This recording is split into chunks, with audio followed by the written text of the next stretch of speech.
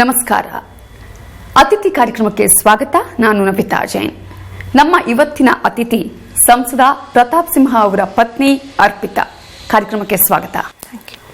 ಮೊದಲು ಒಬ್ಬ ಜರ್ನಲಿಸ್ಟ್ ಪತ್ನಿಯಾಗಿ, ಈಗ ಒಬ್ಬ ರಾಜಕಾರಣಿಯ ಪತ್ನಿಯಾಗಿ ಏನ್ ಅನ್ಸುತ್ತೆ? ಈ ಒಂದು ಚೇಂಜ್ ಅವ್ರಿಗೆ ಏನ್ ಅನ್ಸುತ್ತೆ ನಿಮ್ಗೆ? ಸ್ವಲ್ಪ ಮೊದಲಿಗೆ ಕಷ್ಟ ಆಗ್ತಾ ಇತ್ತು.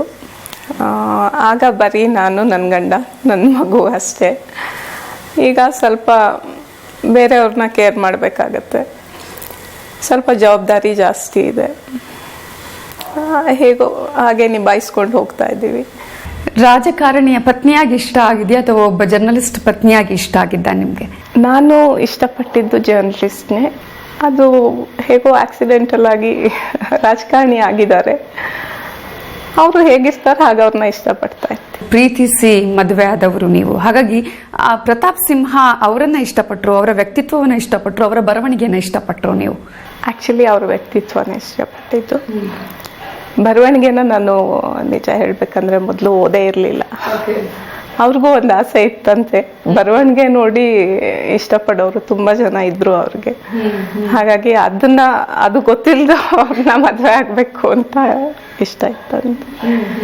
ಸೊ ನಾನು ಇಷ್ಟಪಟ್ಟಿದ್ದು ವ್ಯಕ್ತಿತ್ವನ. ನಂತರ ಓದಿದ ನಂತರ ಹೌದು, ಬರವಣಿಗೆನೂ ತುಂಬಾ ಇಷ್ಟಪಟ್ಟೆ.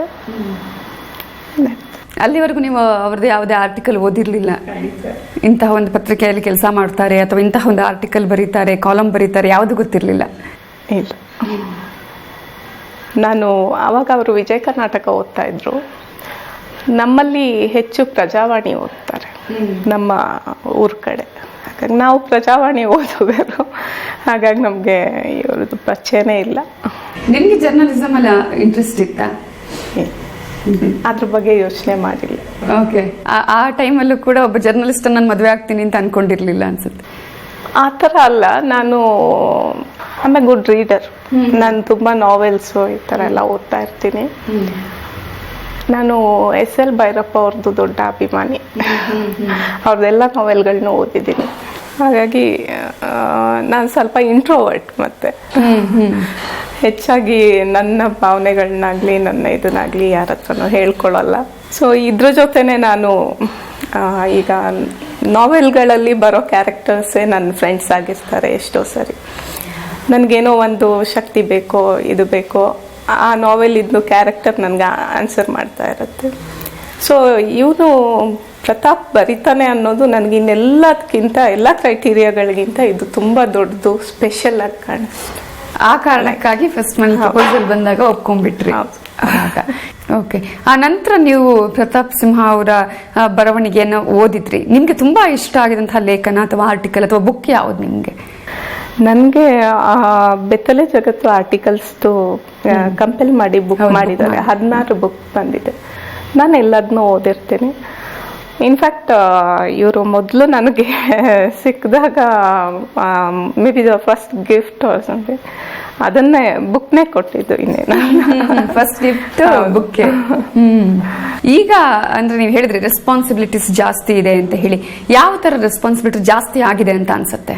ಈಗ ಒಂದು ಮಗುದು ರೆಸ್ಪಾನ್ಸಿಬಿಲಿಟೀಸ್ ಇರುತ್ತೆ, ಮಗುನ ನೋಡ್ಕೋಬೇಕಾಗತ್ತೆ. ಮತ್ತೆ ಸ್ವಲ್ಪ ಈ ಪೊಲಿಟಿಕ್ಸ್ ಅಂತ ಅಂದಮೇಲೆ ಮನೆಗೆ ಬರೋರು ಹೋಗೋರು ಇರ್ತಾರೆ.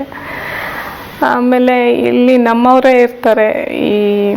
ಈಗ ಪೊಲೀಸ್ ಆಗಿರ್ಬೋದು, ನಮ್ಮ ಡ್ರೈವರ್ಗಳು ಎಲ್ಲ ನಮ್ಮ ಮನೆ, ಈಗ ಅವರೆಲ್ಲರೂ ನಮ್ಮ ಮನೆಗೆ ಒಬ್ರು ಮೆಂಬರ್ಗಳಿದ್ದಾಗೇನೆ. ಇವ್ರದ್ದು ರೆಸ್ಪಾನ್ಸಿಬಿಲಿಟೀಸ್ ಇರುತ್ತೆ ಕೆಲವು. ಇವರು ಹೋಗೋದು ಬರೋದು. ಸ್ವಲ್ಪ ದಿನದಲ್ಲೇ ಎಲೆಕ್ಷನ್ ಬರ್ತಾರೆ. ಇನ್ನು ಮನೆಯಲ್ಲಿ ಕೂಡ ಇರೋದಕ್ಕೆ ಸಾಧ್ಯ ಆಗದಂತ ಸಿಚುವೇಶನ್ ಇರುತ್ತೆ. ನಿಮ್ಗೆ ಏನ್ ಅನ್ಸುತ್ತೆ ಈಗ? ನನಗೆ ಆಕ್ಚುಲಿ ಹೆಚ್ಚೇನು ಡಿಫ್ರೆನ್ಸ್ ಆಗಲ್ಲ. ಇವರು ಪ್ರತಾಪ್ ಹೇಗೆ ಅಂತ ಅಂದ್ರೆ ಅವ್ರ ಮನೇಲಿ ಇದ್ರು ಕೂಡ ಅವ್ರದ್ದು ತುಂಬಾ ರಿಸರ್ವ್ಡ್ ಕ್ಯಾರೆಕ್ಟರ್. ಅವರು ಎಲ್ಲೇ ಕೂತ್ಕೊಂಡ್ರು ನಿಂತ್ಕೊಂಡ್ರು ಅವ್ರದ್ದೇ ಏನೋ ಒಳಗೆ ಓದ್ತಾ ಇರ್ತಾರೆ, ಇಲ್ಲ ಬರಿತಾ ಇರ್ತಾರೆ, ಏನೋ ಅವ್ರದ್ದೇ ಒಂದು ಒಳಗೆ ಲೋಕದಲ್ಲಿ ಇರ್ತಾರೆ. ಸೊ ಹೆಚ್ಚಾಗಿ ನಾವು ಅವರು ಮನೆಯಲ್ಲಿದ್ರು ಕೂಡ ನಾವು ಅವ್ರನ್ನ ಡಿಸ್ಟರ್ಬ್ ಮಾಡಕ್ ಹೋಗಲ್ಲ. ಅವ್ರಾಗ ಅವರೇ ಮಾತಾಡಿದ್ರೆ ಮಾತಾಡ್ತೀವಿ, ಅವ್ರಿಗೆ ಅವರೇ ಫ್ರೀ ಆಗಿದ್ರೆ ಓ ಈಗ ಫ್ರೀ ಆಗಿದ್ದಾರೆ ಅಂತ ನಮ್ದೇನಿದೆ ಅದಷ್ಟು ಆಗ್ಲೇ ಹೇಳ್ಕೊಂಡ್ ಬಿಡ್ತೀವಿ. ಉಳ್ದಂತೆ ಏನು ತುಂಬಾ ಚೇಂಜಸ್ ಏನು ಮೊದ್ಲು ಹಾಗೆ ಅದೇ ಟೈಮ್ ಸ್ಪೆಂಡ್ ಮಾಡಕ್ ಸಿಗ್ತಾರ ಅಂತ? ಟೈಮ್ ಸ್ವಲ್ಪ ಕಡಿಮೆನೆ, ಮೊದ್ಲಿಗಿಂತ ಈಗ ಇನ್ನೂ ಕಡಿಮೆ. ಬಟ್ ಎಷ್ಟು ಟೈಮ್, ಈಗ ಬೆಳಗ್ಗೆ ಬೇಗ ಹೊರಡ್ತಾರೆ, ರಾತ್ರಿ ಆಗತ್ತೆ ಬರೋದು ಮನೆಗೆ. ಸ್ಟಿಲ್ ಆ ಮಧ್ಯದಲ್ಲಿ ಎಲ್ಲಾದ್ರೂ ಒಂದು ಹಾಫ್ ಆನ್ ಅವರ್ 1 hour ಅವ್ರಿಗೆ ಟೈಮ್ ಇದ್ದಾಗ ಮನೆಗೆ ಬರ್ತಾರೆ. ಆ ಟೈಮಲ್ಲಿ ನಾನು ಮಗಳು ಮನೇಲಿ ಇರ್ಬೇಕು ಅಂತ ಅವ್ರು ಬಯಸ್ತಾರೆ. ಆ ಟೈಮಲ್ಲಿ ನಾವು ಕಾಣ್ಲಿಲ್ಲ ಅಂದ್ರೆ ಅವ್ರಿಗೆ ಬೇಸರ ಆಗತ್ತೆ. ಆಮೇಲೆ ಆ ಹಾಫ್ ಆನ್ ಅವರ್ 1 hour ಜೊತೆಲೇ ಇರ್ಬೇಕು. ಸುಮ್ನೆ ಅವ್ರೇನೋ ಅವ್ರದೇ ಮಾಡ್ತಾ ಇದ್ರು ನಾವು ಜೊತೆ ಕೂತಿರ್ಬೇಕು, ನಿಂತಿರ್ಬೇಕು ಅಂತ ಎಕ್ಸ್ಪೆಕ್ಟ್ ಮಾಡ್ತಾರೆ. ನನ್ನ ಮಗಳು ಮತ್ತೆ ನನ್ನ ಹೆಂಡತಿ ಇದೆಯಲ್ಲ, ಇವರ ಒಂದು ಉಪಸ್ಥಿತಿ ಅನ್ನೋದು, ಪ್ರೆಸೆನ್ಸ್ ಅನ್ನೋದಿದೆಯಲ್ಲ, ಇದೇ ನನಗೆ ಬಹಳ ದೊಡ್ಡ ಶಕ್ತಿಯನ್ನು ಕೊಡುತ್ತೆ. ಅವಳು ಆಕ್ಸಿಡೆಂಟ್ ಆದಾಗ, ಅವಳು ಕಾಲು ಕಳ್ಕೊಂಡಾಗಲೂ ಕೂಡ ನಾನು ಅವಳ ಜೊತೆಯಲ್ಲಿದ್ದೆ. ಅದಾದ ನಂತರ ನಮ್ಮ ಮದುವೆ ಆಗಿದ್ದು. ಹಾಗಾಗಿ ಎಲ್ಲ ಏಳು ಬೀಳುಗಳನ್ನು, ಕಷ್ಟ ಕಾರ್ಪಣ್ಯಗಳನ್ನು ನೋಡಿಕೊಂಡೇ ನಾವು ಇರುವಂಥದ್ದು. ನಾವು ವಿ ಆರ್ ಲೈಕ್ ಫ್ರೆಂಡ್ಸ್ ಒಂಥರ. ನನ್ನ ಹೆಂಡತಿ ನನಗೆ ಫೋನ್ ಮಾಡೋದೇ ಇಲ್ಲ. ಯಾಕೆಂತಂದರೆ ನಾನು ಎಲ್ಲಿರ್ತೀನೋ, ಯಾವ ಮೂಡ್ನಲ್ಲಿ ಇರ್ತೀನೋ ಅಂತ ಮಾಡೋದಿಲ್ಲ. ನಿನಗೆ ಯಾವಾಗ ಟೈಮ್ ಆಗುತ್ತೆ ಅವಾಗ ಮಾಡು ಅಂತ ಹೇಳ್ತಾಳೆ. ಆದರೆ ನಿತ್ಯವೂ ಕೂಡ ನಾನೇ ಫೋನ್ ಮಾಡ್ತೀನಿ, ಅವಳೆಂತೂ ನನಗೆ ಫೋನ್ ಮಾಡಲ್ಲ. ಪ್ರತಾಪ್ ಸಿಂಹ ವ್ಯಕ್ತಿತ್ವವಾಗಿ ನೀವು ಅಂತ ಹೇಳಿದ್ರೆ ತುಂಬ ಇಷ್ಟ ಅಂತ ಹೇಳಿ, ಯಾವ ವ್ಯಕ್ತಿತ್ವ ಅವರಲ್ಲಿ ನಿಮಗೆ ಇಷ್ಟ? ಇಷ್ಟಪಡೋ ವ್ಯಕ್ತಿತ್ವನೂ ಇದೆ, ಬಟ್ ಅದೇ ಒಳ್ಳೆತನದಿಂದ ತುಂಬಾ ನಮ್ಮ ಮನೆಯಲ್ಲಿ ಗಲಾಟೆಗಳು ಆಗತ್ತೆ. ಇವರು ಒಂದು ಮೇನ್ ಕ್ಯಾರೆಕ್ಟರ್ ಏನಂತ ಅಂದ್ರೆ, ಅದನ್ನ ನಾನು ಇಷ್ಟನೇ ಪಡ್ತೀನಿ, ಇಲ್ಲ ಅಂತ ಅಲ್ಲ. ಬಟ್ ಅದು ಯಾವುದೇ ಇದಿರ್ಬೋದು, ಅವರಲ್ಲಿರೋ ಗುಣಗಳು ಅದು ತುಂಬಾ ಜಾಸ್ತಿ. ಲೈಕ್ ಮಧ್ಯಮ ಇದಿಲ್ಲ ಅವ್ರಿಗೆ, ಒಂದು ಹೈ ಅಥವಾ ನಿಲ್ ಆ ತರ ಇರುತ್ತೆ. ಈಗ ಒಬ್ರಿಗೇನಾದ್ರೂ ಸಹಾಯ ಮಾಡೋದಾಗಿರ್ಬೋದು, ಸಹಾಯ ಮಾಡ್ಬೇಕು ಅಂತ ನನಗೂ ಇಷ್ಟ. ಬಟ್ ಸಹಾಯ ಮಾಡೋದು ನನಗ್ ನಾಳೆ ಏನಾದ್ರೂ ಬೇಕು ಅನ್ನೋದನ್ನ ಮರ್ತು ಬಿಡ್ತಾರೆ. ಈಗ ನೆಕ್ಸ್ಟ್ ಅವ್ರಿಗೆ ಊಟಕ್ಕಿಲ್ಲ ಅಂದ್ರೂ ತೊಂದರೆ ಇಲ್ಲ, ಅಷ್ಟನ್ನು ಅವ್ರಿಗೆ ಕೊಟ್ಟು ಬಿಡೋದು. ಬಟ್ ಹೆಚ್ಚಿನ ಟೈಮಲ್ಲಿ ಏನಾಗುತ್ತೆ, ಇವ್ರದ್ದು ಆ ಗುಣಗಳು ಗೊತ್ತು ಎಲ್ಲರಿಗೂ. ಸೊ ಅದು ಮಿಸ್ಯೂಸ್ ಆಗೋ ಚಾನ್ಸಸ್ ಇರುತ್ತೆ. ಸೊ ಆ ಟೈಮಲ್ಲಿ ಗಲಾಟೆ ಆಗತ್ತೆ ನಮ್ಗೆ. ನಿನ್ಗೆ ಗೊತ್ತಾಗ್ಲಿಲ್ವಾ ಈ ತರ ಇದ್ ಮಾಡ್ತೀಯಲ್ಲ, ಏನು ನಿನ್ಗೋಸ್ಕರ ನೀನ್ ಏನು ಯೋಚನೆ ಮಾಡ್ಕೊಂಡಿಲ್ಲ, ಇದೆಲ್ಲ ಈ ತರ ಕೊಟ್ಬಿಡ್ತೀಯಲ್ಲ, ನಾಳೆ ಏನು ಪರಿಸ್ಥಿತಿ, ಈ ತರ ಕೆಲವು ಮಾತುಗಳು ನಡೆಯುತ್ತೆ ನಮ್ಮ ಮಧ್ಯ. ಅವಾಗ ಅವರ ಉತ್ತರ ಏನಿರುತ್ತೆ? ಅವ್ರ ಉತ್ತರ ಈ ಒಳ್ಳೆತನ ನನ್ನನ್ನ ಕಾಪಾಡುತ್ತೆ ಅಂತ ಹೇಳ್ತಾರೆ. ಆದ್ರೆ ಆ ಒಂದು ಅದು ನಾನು ಇಷ್ಟಪಡೋ ಕ್ಯಾರೆಕ್ಟರು ಹೌದು. ಅದು ಇದ್ರೆ ನನ್ನ ದೇವ್ರು ಇಲ್ಲಿ ತನಕ ತಂದಿರೋದೇ ಆ ಒಂದು ಗುಣದಿಂದ ಅಂತ ಹೇಳ್ತಾರೆ. ತುಂಬಾ ಅಗ್ರೆಸಿವ್ ಆಗಿರ್ತಾರೆ, ಅಥವಾ ನಾವು ಹೊರಗಡೆ ನೋಡಿದಾಗ ತುಂಬಾ ಮಾತುಗಳು ತುಂಬಾ ಫೈರ್ ಬ್ರ್ಯಾಂಡ್ ತರ ಇರ್ತಾರೆ ಅಂತ ಹೇಳಿ, ನಿಮ್ಗೆ ಆ ತರ ಅನ್ಸಿದ್ದಿದ್ಯಾ? ಹೌದು ಅಂತ ಅವ್ರು ಮಾತಾಡೋದೇ ಆ ತರ. ಹೊರಗಿನವ್ರಿಗೆ ಇವನೇನೋ ಟೆರರ್ ತರ ಬರುತ್ತೆ. ಆದ್ರೆ ಆಕ್ಚುಲಿ ಆ ತರ ಇಲ್ಲ. ಒಳಗೆ ತುಂಬಾ ಸಾಫ್ಟ್, ಅವನು ತುಂಬಾ ಇಮೋಷನಲ್. ನಾನು ಹೇಳಿದ್ನಲ್ಲ, ಎಲ್ಲ ಎಕ್ಸ್ಟ್ರೀಮ್ಸ್, ಒಂದು ತುಂಬಾ ಅಥವಾ ಏನೂ ಇಲ್ಲ ಆ ಥರದ್ದು ಕ್ಯಾರೆಕ್ಟರ್. ಆಕ್ಚುಲಿ ನಿಜವಾಗ್ಲೂ ಅವ್ರನ್ನ ಅರ್ಥ ಮಾಡ್ಕೊಂಡ್ರೆ ಅವ್ರ ಜೊತೆ ಇರೋಕೆ ತುಂಬಾ ಕಂಫರ್ಟಬಲ್ ಇದೆ ಬೇರೆಯವ್ರಿಗೆ. ಯಾಕಂದ್ರೆ ಈಗ ನಿಮ್ದೇನಾದ್ರೂ ತಪ್ಪಿದೆ ಅಥವಾ ಏನಾದ್ರೂ ಇದ್ರೆ ಅವ್ರು ಮುಖದ ಮೇಲೆ ಹೇಳ್ತಾರೆ, ನೋಡು ನೀನ್ ಇದ್ ಮಾಡೋದು ಸರಿ ಇಲ್ಲ, ಅಥವಾ ನೀನ್ ಇದ್ ಮಾಡಿದ್ ಸರಿ ಇದೆ, ಹೀಗ್ ಮಾಡು ಅಂತ. ಅವಳು ನನ್ಗೆ ಹೀಗಂದ್ಲು, ಅಥವಾ ಹೀಗಾಯ್ತು, ಅಥವಾ ಇನ್ನೊಂದ್ ತರದಲ್ಲಿ ನಿಮ್ಗೇನೋ ಬಯಸೋದು. ನಾನು ಇಲ್ಲಿ ತನಕ ಅವನನ್ನ ಯಾರಿಗಾದ್ರೂ ಒಂದು ಹಿಂದಿಂದ ಮಾಡಿದ್ ನಾನು ನೋಡೇ ಇಲ್ಲ, ಅವನು ಮಾಡೂ ಇಲ್ಲ ಅದನ್ನ. ಹಾಗಾಗಿ ಆ ಒಂದು ಇದು ಕಂಫರ್ಟಬಲ್ ಎಲ್ಲರಿಗೂ. ಆದ್ರೆ ಮುಂದೆ ಹೇಳೋದ್ರಿಂದ ಅದೆಲ್ಲ ಏನಾಗುತ್ತೆ, ತಪ್ಪು ತಿಳ್ಕೊಳ್ಳೋದು ಹೆಚ್ಚಾಗತ್ತೆ. ಅವ್ರು ತುಂಬಾ ಒಳ್ಳೆಯವರು, ಈ ತರನೇ ಒಂದು ಇರತ್ತೆ. ಅವನು ಬೇರೆಯವ್ರಿಗೂ ಹೇಳ್ತಾ ಇರ್ತಾನೆ. ಬಟ್ ಈಗ ನಿಮ್ಗೆ ಹೇಳಿರ್ತಾನೆ ಅಲ್ವಾ, ಹಾಗಾಗಿ ನೀವು ಹೋಗಿ 10 ಜನ ಆ ತರ ಆಗಿದೆ ಅನ್ನೋದನ್ನೇ. ಅದುವೇ ಅವರಿಗೆ ಶತ್ರುಗಳನ್ನು ಸೃಷ್ಟಿಸಿದೆ, ಅದು ಸೃಷ್ಟಿ ಮಾಡಿದೆ. ಅದ್ ನಾನು ತುಂಬಾ ಸರಿ ಹೇಳ್ತೀನಿ, ಅಟ್ಲೀಸ್ಟ್ ಸ್ವಲ್ಪ ಪಾಲಿಶ್ ಮಾಡ್ಕೋಬೇಕು ಅದನ್ನ. ಬಿಡು, ಅಗತ್ಯ ಇಲ್ಲ, ನಿನ್ಗೇನು ಯಾರು ಏನಾದ್ರೂ ಮಾಡ್ಕೊಳ್ಳಿ ನಾನು ಹೇಳ್ತಾ ಇರ್ತೀನಿ. ಬಟ್ ಅವ್ರಿರೋದೇ ಹಾಗೆ, ಮೇ ಬಿ ಜರ್ನಲಿಸಮ್ ಅಲ್ಲಿ ಮೊದಲಿಂದ ಹಾಗೆ ಈ ತರ ಮಾತುಗಳೇ. ಹೌದು, ಆ ಥರ. ನಾವು ಅಂದ್ರೆ ನೋಡುವಂತಹ ಸಂದರ್ಭದಲ್ಲಿ ಜರ್ನಲಿಸ್ಟ್ ಆಗಿ ಅಷ್ಟು ಈ ತರದ ಮಾತುಗಳು ಕೇಳಿ ಬರಲಿಲ್ಲ, ಅಥವಾ ಇಷ್ಟು ಅಗ್ರೆಸಿವ್ ಆಗಿ ಅಥವಾ ಎಷ್ಟೋ ಸಂದರ್ಭದಲ್ಲಿ ಇಷ್ಟು ಜೋರಾಗಿ ಮಾತಾಡೋದು ಅಥವಾ ಕೋಪ ಬರುತ್ತೇನೋ ಆ ತರದ ನೀವು ನೋಡಿರ್ಬೋದು. ಬೇರೆ ಪೊಲಿಟಿಷಿಯನ್ಸ್ ಅಥವಾ ಬೇರೆ ಇನ್ಯಾವುದೋ ವ್ಯಕ್ತಿ ಇರ್ಬೋದು. ಈಗ ಒಂದ್ಸರಿ ನನಗೆ ಆಗಿರ್ಬೋದು, ನನಗೆ ತುಂಬಾ ನೀವು ಸಿಟ್ಟು ಬರ್ಸಿದ್ರು ನಾನು ಇದೇ ಟೋನಲ್ಲಿ ಮಾತಾಡ್ತೀನಿ, ಇದೇ ಇದ್ರಲ್ಲಿ ಮಾತಾಡ್ತಾ ಇರ್ತೀನಿ. ಬಟ್ ಅವ್ರು ಹಾಗಲ್ಲ, ಏನಿದೆ ಅಲ್ಲ ಅದನ್ನ ಹೊರಗೆ ಹಾಕ್ತಾರೆ. ಅದು ಆ ಕ್ಷಣಕ್ಕೆ ಮಾತ್ರ, ಮತ್ತೆ ಅದನ್ನ ಕ್ಯಾರಿ ಮಾಡಲ್ಲ. ಅವ್ರು ಪಾಲಿಟಿಕ್ಸ್ಗೆ ಬರೋದು ನಿಮ್ಗೆ ಇಷ್ಟ ಆಯ್ತಾ? ನಿಮ್ಮ ಒಪ್ಪಿಗೆ ಇತ್ತಾ? ಖಂಡಿತ ಇಲ್ಲ. ಆಕ್ಚುಲಿ ಫಸ್ಟ್ ಹೇಳಿದಾಗ ನಿನಗೆ ಅದು ಆ ಫೀಲ್ಡ್ ಸೂಟ್ ಆಗಲ್ಲ ಅಂತಾನೆ ನಾನು ಹೇಳಿದ್ದೆ. ಆದರೆ ಇವ್ರ ತಲೆಲ್ಲ ಆ ಯೋಚನೆ ಬಂದು ಒಂದು 3-4 ತಿಂಗಳ ನಂತರ ನನಗೆ ಹೇಳಿದ್ರು. ಅಲ್ಲಿವರೆಗೂ ನನಗೆ ಗೊತ್ತಿರಲಿಲ್ಲ.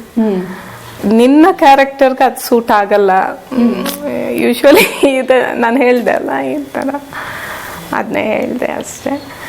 ಬಟ್ ಆಮೇಲೆ ಓಕೆ, ಅವನೇನು ಡಿಸೈಡ್ ಮಾಡ್ತಾನೆ ಅದಕ್ಕೆ ನಾವು ಸಪೋರ್ಟಿವ್ ಆಗಿರ್ತೀವಿ. ಆ ಥರ ಏನು ವಿರೋಧ ಮಾಡೋದು ಪೂರ್ತಿ ಆ ಥರ. ಅವ್ರ ಫ್ಯಾಮಿಲಿ, ನಿಮ್ಮ ಫ್ಯಾಮಿಲಿ ಸಪೋರ್ಟ್ ಇತ್ತು? ಅವನದೇ ಡಿಸಿಷನ್ ಯೂಶ್ವಲಿ ಅವನದೇ ಇರುತ್ತೆ ಯಾವುದೇ ವಿಷಯದಲ್ಲಾಗಲಿ, ಅದನ್ನು ಉಳಿದವರು ಸಪೋರ್ಟ್ ಮಾಡ್ತಾರೆ. ಅಲ್ಟಿಮೇಟ್ಲಿ ಅವನ ಲೈಫ್ ಅದು. ಅದರ ಜೊತೆಗೆ ನಾವು ಗಮನಿಸಿದ ಹಾಗೆ ಅವರಿಗೆ ತುಂಬಾ ಅಭಿಮಾನಿಗಳು, ತುಂಬಾ ಶತ್ರುಗಳು ಹುಟ್ಕೊಂಡಿದ್ದು ಜರ್ನಲಿಸ್ಟ್ ಆಗಿಯಾ ಅಥವಾ ಈಗ ಪೊಲಿಟಿಷಿಯನ್ಸ್ ಆಗಿ ಅಂತ ಅನ್ಸುತ್ತಾ? ಎರಡು. ಅರ್ಪಿತಾ ಅವರ ಬಗ್ಗೆ, ಅವರ ಬದುಕಿನ ಬಗ್ಗೆ, ಹಾಗೇನೆ ಪ್ರತಾಪ್ ಸಿಂಹ ಅವರ ಬಗ್ಗೆ ಸಾಕಷ್ಟು ವಿಚಾರಗಳನ್ನ ಮಾತನಾಡೋದಿದೆ. ನೀವು ಅವರಿಗೆ ಯಾವ ರೀತಿಗೆ ಸಪೋರ್ಟಿವ್ ಆಗಿದ್ದೀರಾ ಅಂತ ಹೇಳಿ, ನೀವೇನಾದ್ರೂ ಕೆಲವೊಂದು ಅಂದ್ರೆ ಯಾವ್ದಾದ್ರು ಹೇಳೋ ಸಜೆಷನ್ ಕೊಡುವಂತದ್ದಾಗಿರ್ಬೋದು, ಅಥವಾ ಅವರಿಗೆ ಕೆಲವೊಂದು ಬರುವಂತಹ ಪ್ರಾಬ್ಲಮ್ಸ್ ಹೇಳ್ಕೊಂಡು ಬಂದಿರ್ತಾರೆ, ಅದಕ್ಕೆ ಸೊಲ್ಯೂಷನ್ ಕೊಡುವಂತಹ ಅಂತ ಪ್ರಯತ್ನ ನೀವೇನಾದ್ರೂ ಮಾಡಿದ್ದೀಯಾ? ನಾವು ಇಲ್ಲಿಗೆ ಹೊಸಬ್ರು, ಮೈಸೂರಿಗೆ ಹೊಸಬ್ರು.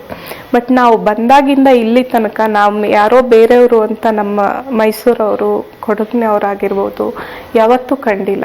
ಅವ್ರ ಮನೇಲಿ ಏನಾದರೂ ಒಂದು ಫಂಕ್ಷನ್ ಆಯ್ತಾ ಅಥವಾ ಮದುವೆನೋ ಮುಂದಿನೋ ಏನೋ ಒಂದು ಸಮಾರಂಭ ಆಯಿತು ಅಂದರೆ ಅಷ್ಟು ಪ್ರೀತಿಯಿಂದ ಬಂದು ಕರೀತಾರೆ. ಆಮೇಲೆ ಅಕಸ್ಮಾತ್ ಅವ್ರು ಬರೋಕ್ಕಾಗಲಿಲ್ಲ ಅಂದರೆ ನೀನಾದರೂ ಬಾ ಅಂತ. ಈ ಮಗಳನ್ನು ಹೇಗೆ ಟ್ರೀಟ್ ಮಾಡ್ತಾರಲ್ಲ ಹಾಗೆ ಟ್ರೀಟ್ ಮಾಡ್ತಾರೆ. ಆ ಒಂದು ಪ್ರೀತಿ ಇದೆ ಅಲ್ಲ, ಅದು ಇನ್ನೆಲ್ಲದಕ್ಕಿಂತ ದೊಡ್ಡದು. ಸೊ ಆ ಥರ ಸಮಾರಂಭ ಇದು ಇದ್ದಾಗ ನಾನು ಹೋಗಿ ಅಟೆಂಡ್ ಮಾಡ್ತೀನಿ. ಕೆಲವೊಂದು ಅವರಲ್ಲಿ ಇರಬಾರ್ದಾಗಿತ್ತು ಅನ್ನುವಂಥ ವ್ಯಕ್ತಿತ್ವ ಯಾವುದು? ಸ್ವಲ್ಪ ಸಿಟ್ಟು, ಮುಖಕ್ಕೆ ಹೊಡೆದಂಗೆ ಹೇಳೋದನ್ನ ಅದನ್ನು ನಾನು ಇಷ್ಟಪಡ್ತೀನಿ.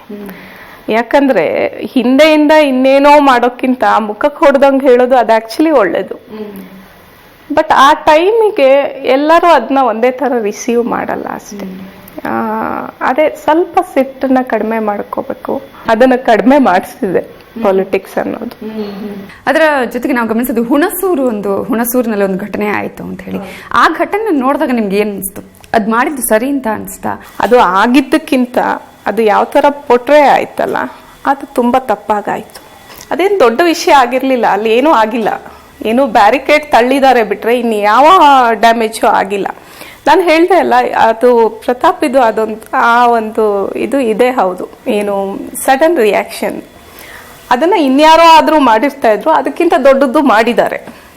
ಎಷ್ಟೋ ಜನರಿಗೆ ಇದು ರೌಡಿಸಮ್ ಮಾಡಿರ್ತಾರೆ, ಆ ಥರ ಎಲ್ಲ ಅಲ್ಲ ಇದು ಆ ಟೈಮಿಗೆ ಇವ್ರಿಗೆ ಮಾಡಿದ್ದು ಕೂಡ ತಪ್ಪೇ ಅಲ್ಲ ಯಾವುದಕ್ಕಿಂತ. ಅದು ಇವ್ರದ್ದು ರಿಯಾಕ್ಷನ್ ಅಷ್ಟೇ, ಆಕ್ಷನ್ ಆಗಿರ್ಲಿಲ್ಲ. ಅದ್ರ ಜೊತೆಗೆ ಇತ್ತೀಚಿನ ನಾವು ಗಮನಿಸೋದ್ರೆ ಪ್ರಕಾಶ್ ರೈ ಇಶ್ಯೂ, ಇವೆಲ್ಲವನ್ನ ನೋಡಿದಾಗ ಏನ್ ಅನ್ಸುತ್ತೆ? ಏನಂದ್ರೆ ಒಬ್ಬ ಮನುಷ್ಯ ಯಾರ ಸಪೋರ್ಟ್ ಇಲ್ದಲೆ ಅವನ ಸ್ವಂತ ಬಲದ ಮೇಲೆ ಬೆಳೀತಾ ಇದ್ದಾನೆ ಅಂದ್ರೆ ಇದೆಲ್ಲ ತುಂಬಾ ವೆರಿ ಕಾಮನ್ ಅಂತ ಅನ್ಸುತ್ತೆ. ಈ ಥರದವರು, ಪ್ರಕಾಶ್ ರೈ ಥರದವರು ಇನ್ನೂ 100 ಜನ 1000 ಜನ ಹುಟ್ಕೊಳ್ಬಹುದು. ಅದಕ್ಕೆ ಏನು ಮಾಡಕ್ ಬರಲ್ಲ. ಇವ್ರು ಹೋಗ್ತಾ ಇರುವ ದಾರಿ ಸರಿ ಇದೆ ಅಂತ ಅನ್ಸುತ್ತಾನೆ? ಖಂಡಿತ ಸರಿ. ಅಕಸ್ಮಾತ್ ಇದರಲ್ಲಿ ಅವನಿಗೆ ಸ್ವಲ್ಪ ಹಿನ್ನಡೆ ಆದ್ರೂ ಮಿಸ್ಅಂಡರ್ಸ್ಟ್ಯಾಂಡಿಂಗ್ ಇಂದ ಇವನು ಹೋಗ್ತಾ ಇರೋ ದಾರಿ ಖಂಡಿತ ಸರಿ. ನಿಮ್ಮ ಹಾಬೀಸ್ ಏನು ಅಂತ? ಓದುವ ಹವ್ಯಾಸ ಇದೆ ಅಂತ ಹೇಳಿ, ಅದು ಬಿಟ್ಟು ಬೇರೆ ಏನು ಹಾಬೀಸ್ ಇದೆ ನಿಮಗೆ? ಇನ್ನೇನು ಮನೆಯಲ್ಲಿ ಕುಕ್ಕಿಂಗ್ ಅದು ಇದು ಮಾಡ್ತಾ ಇರ್ತೀವಿ. ಅಡುಗೆ ಮಾಡೋದು ಇಷ್ಟ? ಹೌದು, ನನಗೆ ಮತ್ತೆ ಗಾರ್ಡನಿಂಗ್ ಇಷ್ಟ ಆಗುತ್ತೆ. ಬಟ್ ಇಲ್ಲೆಲ್ಲ ಅಷ್ಟು ಸ್ಪೇಸು ಇಲ್ಲ ನಮಗೆ. ಗಾರ್ಡನಿಂಗ್ ಇಷ್ಟ. ಪ್ರತಾಪ್ ಸಿಂಹ ಅವ್ರಿಗೆ ಏನು ಇಷ್ಟ, ಅವ್ರ ಹಾಬೀಸ್ ಏನು? ಈ ಸ್ಪೋರ್ಟ್ಸ್ ಎಲ್ಲ ತುಂಬ ನೋಡ್ತಾರೆ. ಈಗ ಫುಟ್ಬಾಲ್, ಕ್ರಿಕೆಟ್ ಇದೆಲ್ಲ ನೋಡ್ತಾರೆ. ಮತ್ತು ಮೂವೀಸ್, ಮ್ಯೂಸಿಕ್ ಇದೆಲ್ಲ ತುಂಬ ಇಷ್ಟಪಡ್ತಾರೆ. ಮೂವೀಸ್ಗೆಲ್ಲ ಹೋಗ್ತೀರಾ? ಹೌದು, ನೈಟ್ ಶೋ. ಬೇರೆ ಟೈಮ್ ಸಿಗಲ್ಲ ಅಲ್ಲ. ಅವಳ ಜೊತೆ ಟೈಮ್ ಸ್ಪೆಂಡ್ ಮಾಡೋದಕ್ಕೆ ಅಂದ್ರೆ ಸಿಗುತ್ತೆ? ಅವಳು ಇವರು ಎಲ್ಲಾದ್ರೂ ದೂರ ಹೋಗಿದ್ದಾಗ ಬರೋದೇ ಲೇಟ್ ಆದ್ರೂ ಕಾಯ್ತಾ ಇರ್ತಾಳೆ ರಾತ್ರಿ ಎಷ್ಟೊತ್ತು ಆದ್ರೂ. ಹಾಗಾಗಿ ಅವಳಿಗೂ ಇಷ್ಟ, ಅವ್ರಿಗೂ ಇಷ್ಟ.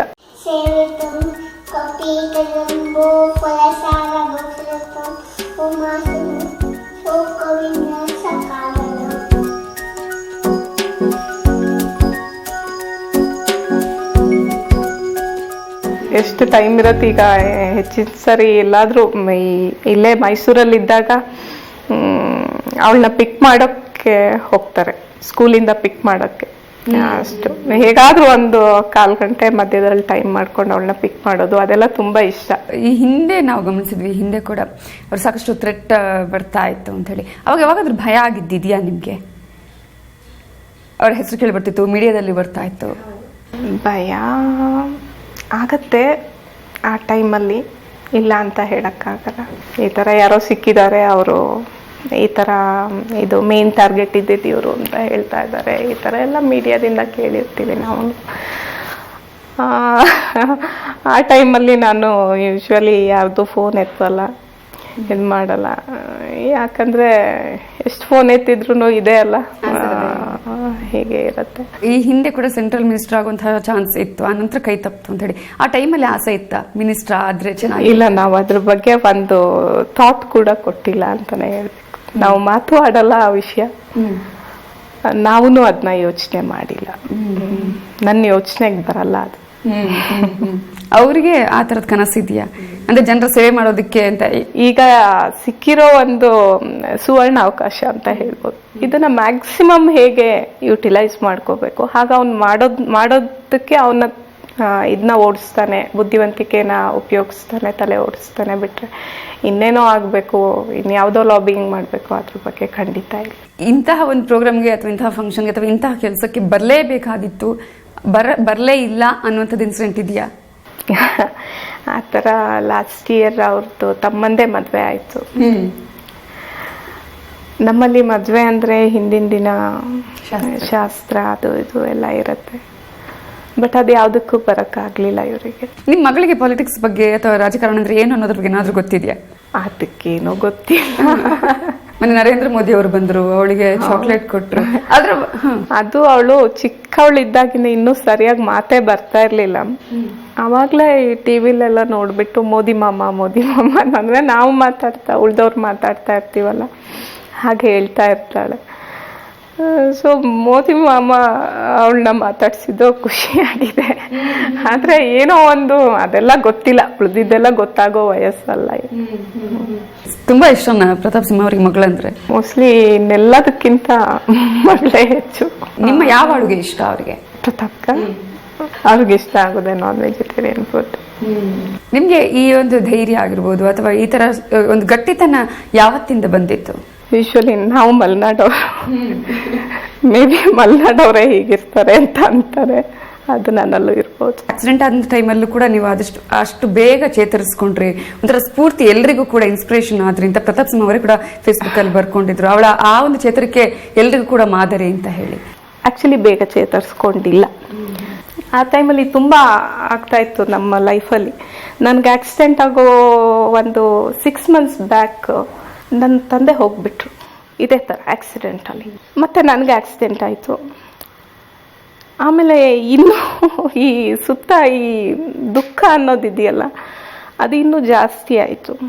ಮತ್ತು ನಾನೇ ಅಂದ್ಕೊಂಡೆ, ನಾನು ಹಾಸ್ಪಿಟಲ್ ಬೆಡ್ಡಲ್ಲೇ ಅಂದ್ಕೊಂಡೆ, ನಾನು ಏನು ಈ ಥರ ಆಗ್ತಾಯಿದೆ, what ever I am going through is my fate. ನನಗೆ ಯಾವ ರೈಟ್ಸು ಇಲ್ಲ, ಬೇರೆಯವ್ರನ್ನ ನನ್ನಿಂದಾಗಿ ದುಃಖದಲ್ಲಿಡೋಕ್ಕೆ ಯಾವ ರೈಟ್ಸು ಇಲ್ಲ. ಸೊ ಅಂತ ಹೇಳಿಬಿಟ್ಟು ಐ ಸ್ಟಾರ್ಟೆಡ್ ಆ್ಯಕ್ಟಿಂಗ್. ಆ್ಯಕ್ಚುಲಿ ನಾನು ತುಂಬ ಆರಾಮಾಗಿದ್ದೀನಿ ಅಂತ ಆ್ಯಕ್ಟ್ ಮಾಡೋಕ್ಕೆ ಸ್ಟಾರ್ಟ್ ಮಾಡಿದೆ. ಏನಿದೇನು ದೊಡ್ಡ ವಿಷಯನೇ ಅಲ್ಲ, ಕಾಲು ಹೋಗಿದ್ದೊಂದು ದೊಡ್ಡ ವಿಷಯನ ಅನ್ನೋ ಥರ. So acting it became my habit, then my attitude, ಆ ಥರ ಆಯಿತು.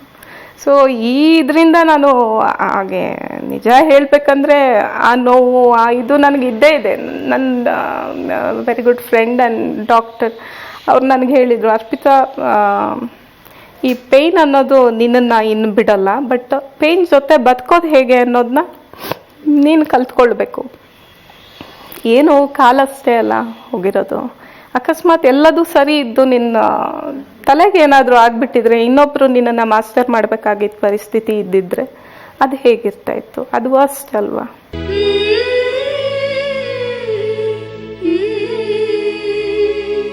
ಸೊ ಅದೆಲ್ಲ ಯೋಚನೆ ಮಾಡಿ ಈಗ still you can see here, ಇದು ನನಗೆ ಮೊನ್ನೆ ಆ ಟೈಮಲ್ಲಿ ಆಗಿದ್ದು ಗ್ಲಾಸ್ ಪೀಸ್ ಒಳಗೆ ಹೋಗಿದ್ದು ಮೊನ್ನೆ ಸರ್ಜರಿ ಮಾಡಿಸ್ಕೊಂಡಿದ್ದೆ. ಎಷ್ಟೋ ದಿನಗಳಿದೆ ನಾನು ಎದ್ದು ನನಗೆ ಹೆಜ್ಜೆನೇ ಇಡೋಕ್ಕಾಗ್ತಾ ಇರಲ್ಲ. ಹಿಂದಿನ ದಿನ ಎಲ್ಲೋ ನಡೆದಿರ್ತೀನಿ, ಏನೋ ಮಾಡಿರ್ತೀನಿ, ನನ್ನ ಕಾಲು ಅಷ್ಟು ನೋವ್ತಾ ಇರುತ್ತೆ. ಬಟ್ ಏನು ಮಾಡೋಕ್ಕೆ ಬರಲ್ಲ. ಒಂದು ಪೇಯ್ನ್ ಕಿಲ್ಲರ್ ತಿನ್ಕೋತೀನಿ, ಒಂದಾಗಿಲ್ಲ ಅಂದರೆ ಇನ್ನೊಂದು ತಿಂತೀನಿ. ಸೊ somehow ನಾನು I show the run well, ಅಲ್ಲ I run the show well. ಈಗಲೂ ಕೂಡ ಅಂದರೆ ತುಂಬ ನಡೆಯೋಕ್ಕಾಗಲ್ಲ ಆ ಥರ ಇದೆಯಾ? ಆ ಥರ ಅದೆಲ್ಲ ಬ್ಲಾಕ್ ಇರೋದು ನಾನು ಹೇಳೋದಾದರೆ ನನಗೆ ಅದಾಗಲ್ಲ ಇದಾಗಲ್ಲ ಅನ್ನೋ ಬ್ಲಾಕ್ ಇಲ್ಲಿರುತ್ತೆ.